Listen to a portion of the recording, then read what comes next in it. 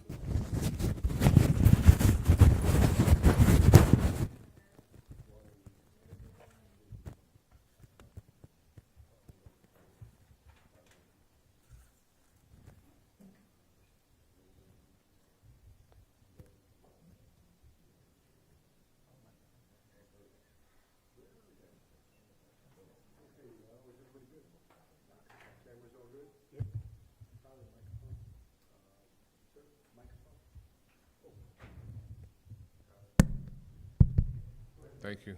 Good afternoon, everyone. Thank you for your patience. This has been an extremely busy day. It seems like we have everything going every half an hour around the clock today. So I thank you all for being here for this very great announcement. It's wonderful to see everyone here, and I want to thank the members of the media for joining us.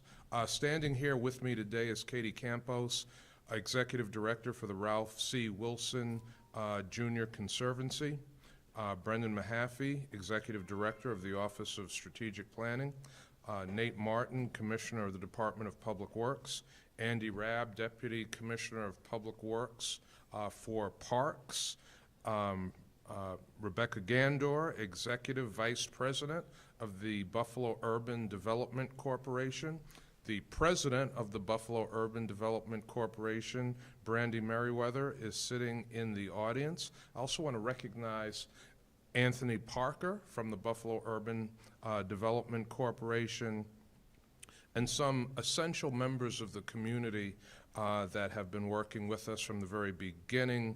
Marnetta Malcolm, and Charlie Torres, who are vice chairs of the Imagine LaSalle Focus Group. And I also want to mention J.J. Ty. Sorry, J.J., I got all these names here. I want to mention J.J. Ty, who is with the Ralph C. Wilson Jr. Conservancy and has been a major driving force on the development of this park. We are also joined by several members of the University at Buffalo Regional Institute. I want to thank them for being with us, and members of the Imagine LaSalle Focus Group. I appreciate all of the hard work that everyone here has done to bring the community's vision for Ralph C. Wilson Jr. Centennial Park to life. Today, we are making it official. We're signing an agreement with the Ralph C. Wilson Jr. Conservancy for the management of Ralph C. Wilson Jr. Park, which, as you know, was formerly LaSalle Park. The city will be responsible for mowing the grass, trash, recycling, and security. Ralph C. Wilson Conservancy will oversee operations and maintenance. My Department of Public Works, in partnership with the Buffalo Urban Development Corporation, is leading the development of this major infrastructure project, and it is a project that will benefit both residents of Buffalo and all Western New York. When completed, the park will be a world-class waterfront park with exceptional green space and access to the water. We are grateful for the support of the Ralph C. Wilson Jr. Foundation and their commitment of an initial $50 million that helped to provide the support to move this project forward, as well as for the community engagement aspect of this project. Through community engagement, residents have expressed their vision for Ralph C. Wilson Jr. Centennial Park. And I want to thank the residents for their involvement with us in this process. Your involvement, your voice, will certainly make this truly one of the unique parks in this nation. Now, it is my pleasure to turn things over to Katie Campos, Executive Director of the Ralph C. Wilson Jr. Conservancy, who will speak about the Conservancy and the Conservancy's passion and work on this project. Katie. Thank you, and thank you, Mayor Brown and your administration for your leadership in making this possible. I grew up at LaSalle Park. My dad took my siblings and I there to play at the playgrounds at LaSalle Park. He took us there to see the sunsets, and then later LaSalle Park became my home soccer field. And I have been working in partnership with Mayor Brown and his team, especially Andy Rabb from the Parks Department and Brendan Mahaffey from the Office of Strategic Planning, and that's been a real privilege. And above all else, they are committed to equity, inclusion, and access. They're equally or even more concerned about the park being an accessible place to be and a welcoming place than they are committed to the construction timeline, and they're very committed to the construction timeline. It's moving fast. And I'm also honored to be able to carry on the legacy of Ralph Wilson by ensuring that this park meets the vision that was developed by our community. The University of Buffalo Regional Institute led the community-driven vision process called Imagine LaSalle.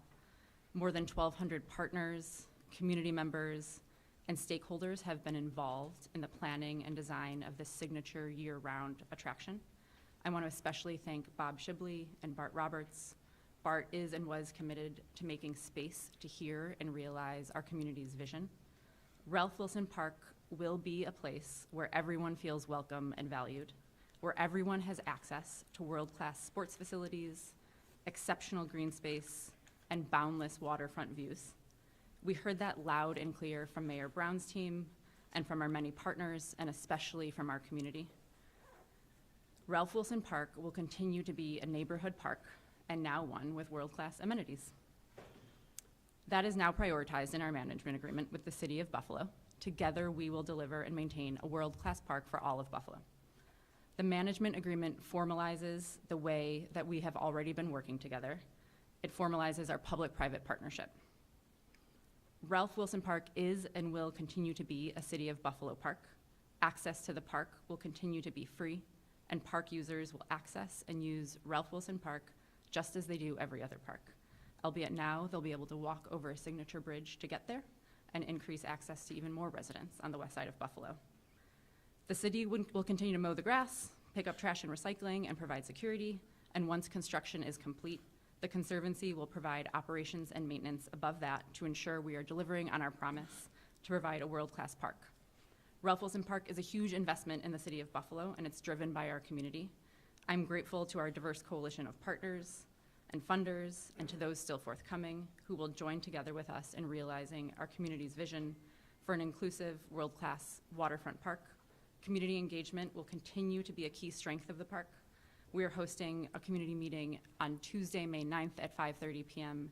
at Waterfront Elementary. There will be food and activities for our kids. Please join us. We hope you can be there. Thank you, Mayor Brown. Thank you, Katie.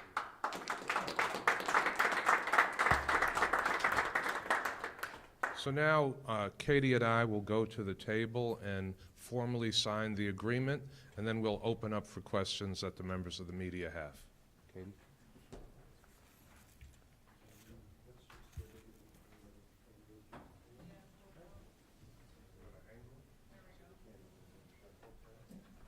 Folks, you all can come around behind us, if you don't mind.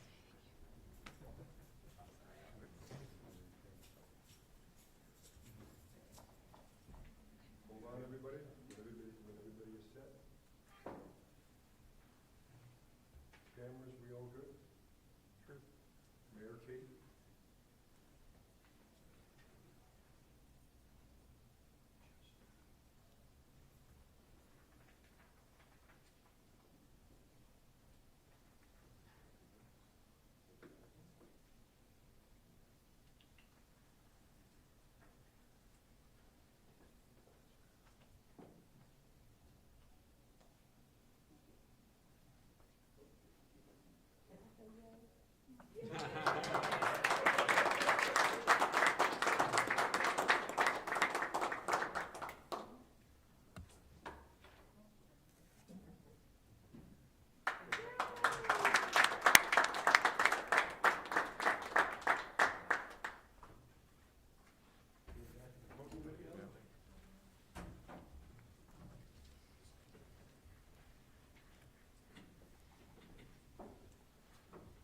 Yes, Mr. McKinley? Yes, Mr. Mayor. So, going forward, would you pay them a management fee then? Does the city pay anything for these folks to take over the operations management and programming thing? Well, actually, they have provided significant resources for us to be able to transform the park, to rebuild the park, and to make it a world-class park. I'll let Katie speak to the issue of pay. The city is not paying the Conservancy for the management. It is in our agreement, the city will continue to maintain the park as they normally would, and then the Conservancy will provide landscaping, maintenance on top of that. Do you just then, how do you pay for it? Out of the foundation? The foundation seed funded the construction and has since brought in quite a bit of funding throughout. I think it's about $110 million, beginning with their $50 million investment that has attracted funding from the Environmental Protection Agency, the DEC, the state, the city, and we're now, my role as the executive director of the Conservancy is to continue to raise funds for our operations and maintenance to be able to provide the work that we're going to do at the park beyond what the city is providing. Does the new pedestrian bridge is going to be located, there's one I think that exists now, right? Mm-hmm. So it'll be in the same spot, we just get rid of the ugly old one? Or are we building a new one somewhere else and keeping that other one? The new pedestrian bridge is going to be on an angle. It's going to be very close to where it currently is, and it's going to begin at 4th Street, at the 4th Street Park, and we're going to enhance that park with landscaping and a kaboom playground, so it'll be a great place to be, and that pedestrian bridge will be now the gateway, the entrance to the park, so you can walk in and see the waterfront views. The old pedestrian bridge, which we heard from the community is just not the safest, that will be demolished when the new bridge goes up. When will we start to see, real tangible changes in the parks, landscape? When will the public start to notice those things? The construction will begin this summer. Some of the work has been done to get the site ready for construction, beginning last early winter and fall. But the real work will begin this summer. And at our community meeting on the 9th, we're going to get into that and show what still will be open at the park, which will be the pool, the football fields, and the splash pad. And the majority of the park will be under construction beginning later this summer. Commissioner Rapp, do you want to add anything? Sure. The city has engaged Gil Bain as the construction management firm for this project. We already started, as Katie was talking about last year, with the site work, most noticeably the removal of trees that I think the public has noticed that we're starting over there. The next round of work is really going to be focused on the bridge construction and some additional site work. The final park isn't going to be a flat place. It's going to have hills and valleys and a completely different landscape, and all of that information is available on the Conservancy's website, which has links directly to the construction management's public announcements. Thanks. There were some issues with the break wall. Where do we stand with that? So the current plans are to completely reconstruct the waterfront, and that's going to be done in a number of different ways. The southern end of the park will be more of both a resilient plan, where we're building for the future and the storms that we've been suffering over more in the recent years, but also enhancing the ecology of the lake, working with our partners over at Buffalo Niagara Waterkeeper, and very, very closely with the DEC and the EPA and the Army Corps of Engineers to build a recreational but also a much more resilient and ecologically friendly shoreline. So really the whole shoreline is being redone to supplement the work that we already started with the Army Corps of Engineers last year with that first phase of shoreline work directly in front of the Colonel Ward pumping station. So all of it is being addressed as part of the plan.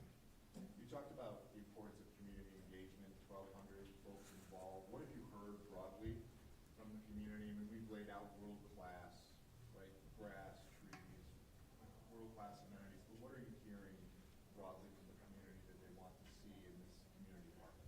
Yeah, so during the Imagine LaSalle process, which was led by the University of Buffalo Regional Institute, we heard loud and clear that access was number one, and a big thing that also came out was environmental sustainability. So the park will remain free.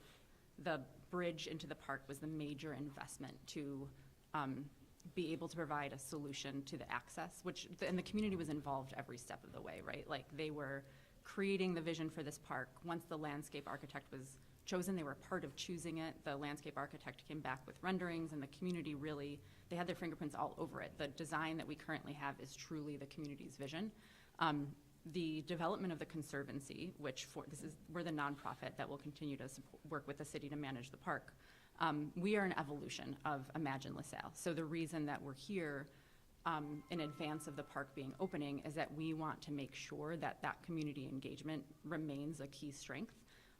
We want to make sure that in the same way that the community designed the physical park, that they're creating what the programming will be. So it will be a vibrant place where they still see themselves. So to that end, we're relaunching that community engagement work with our upcoming community meeting. We're going to be asking folks if they want to self-select into a working group, a community working group, which will be like an advisory board where they can provide guidance to us on programming, security, workforce development, things that will come up, so that in a couple of years when the park is open, it's going to be this beautiful place, and we want to hit the ground running with programming and make sure that those who are there really feel welcomed. Let me add to that too. So as Katie is saying, it will still be the community's park. So while it will be a world-class park with world-class amenities, all of those that are used to using this park, that see it as their neighborhood park, it will still be the community's park. You did stress the city still owns it, right? Yes, the city still owns So it. what are the liabilities at the park if they're operating it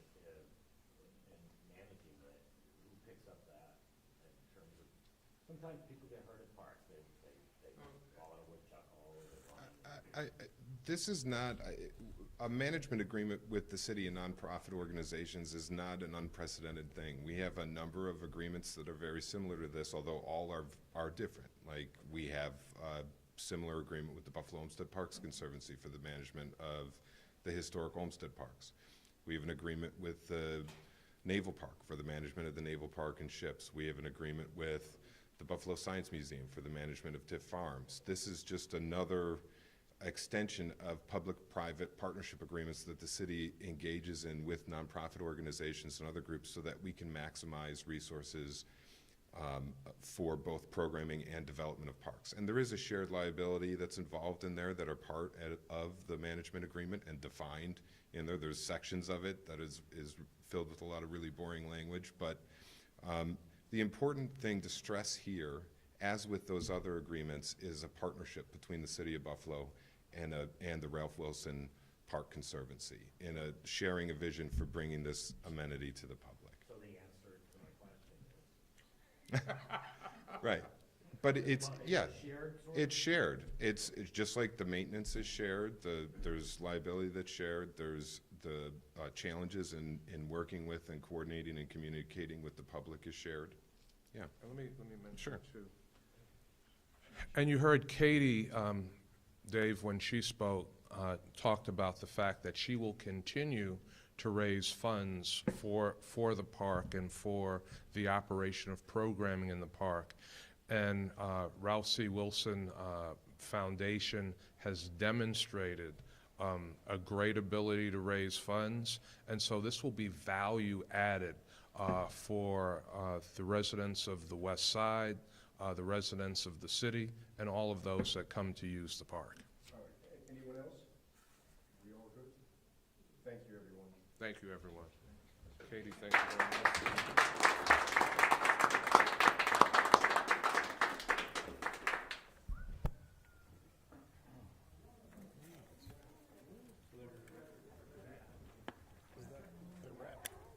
Hey, Tim, can you pull the blue cable? And the black one out of number 2? Thanks. Pull them all. Thank you, sir.